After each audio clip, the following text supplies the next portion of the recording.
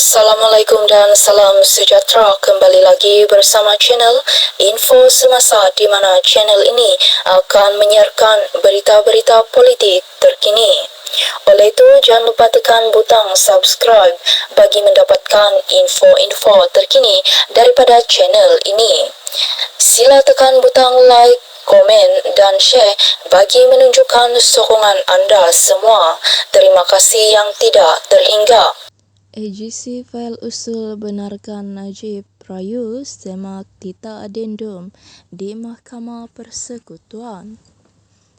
Jabatan Peguam Negara AGC memfailkan notis usul bagi mendapatkan kebenaran bagi merayu di Mahkamah Persekutuan terhadap keputusan Mahkamah Rayuan berhubung semakan kehakiman Datuk Seri Najib Razak berkaitan isu Tita Adendum.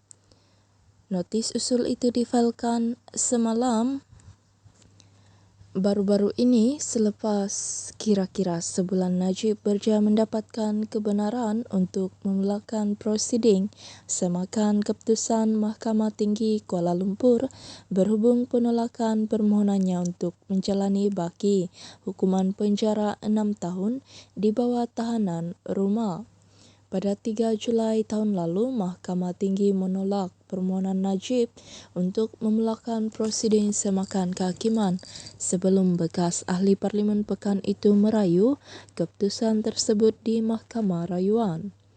Mahkamah Tinggi memutuskan bahawa 4 afidavit yang menyokong dakwaan Najib termasuk kenyataan Presiden UMNO Datuk Seri Dr. Ahmad Zaid Hamidi dan Naib Presiden Datuk Seri Wan Rosdi Wan Ismail adalah kabar angin dan tidak boleh diterima sebagai bukti.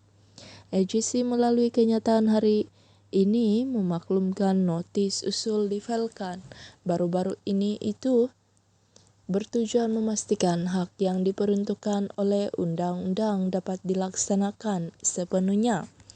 Keputusan memfailkan usul berkenaan katanya berasaskan kepada beberapa premis penting termasuk percanggahan dalam tafsiran undang-undang di mana terdapat percanggahan pandangan antara keputusan Mahkamah Tinggi dan penghakiman majoriti serta minoriti di Mahkamah Rayuan. Perkara ini menimbulkan keperluan untuk mendapatkan kepastian dan undang-undang yang jelas daripada Mahkamah Persekutuan, katanya.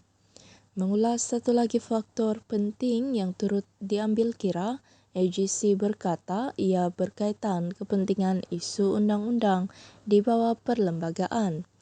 Isu yang dibangkitkan melibatkan persoalan undang-undang yang signifikan serta mempunyai kepentingan awam yang wajar dibicarakan dan diputuskan oleh Mahkamah Tertinggi Negara.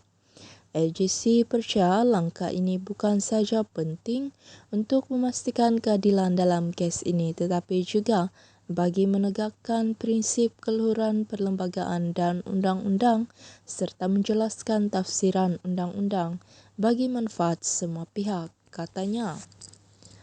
Pada 6 Januari lalu, Najib mendapat kebenaran untuk memulakan prosiding semakan keputusan Mahkamah Tinggi Kuala Lumpur berhubung penolakan permohonannya untuk menjalani baki hukuman penjara 6 tahun di bawah tahanan rumah. Semakan kehakiman itu adalah satu perintah untuk memaksa kerajaan atau 6 pihak lain menjawab dan mensahkan kewujudan Tita Adendum pada Januari tahun lalu. Keputusan berkenaan dicapai melalui penghakiman majoriti 2-1 oleh Hakim Mahkamah Rayuan Datuk Azhari Kamal Ramli dan Datuk Seri Muhammad Firuz Jafril dengan Hakim Datuk Aziza Nawawi memberikan keputusan berbeza.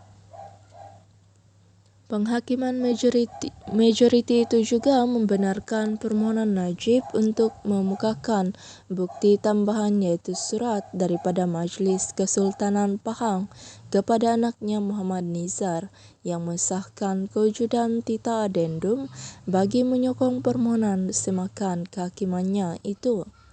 Najib sedang menjalani hukuman penjara 6 tahun selepas disabitkan bersalah atas kesalahan menyeleweng dana RM42 juta milik SRC International sendirian Berhad. Mahkamah Tinggi sebelum ini menjatuhkan hukuman penjara 12 tahun dan denda RM210 juta terhadap Najib.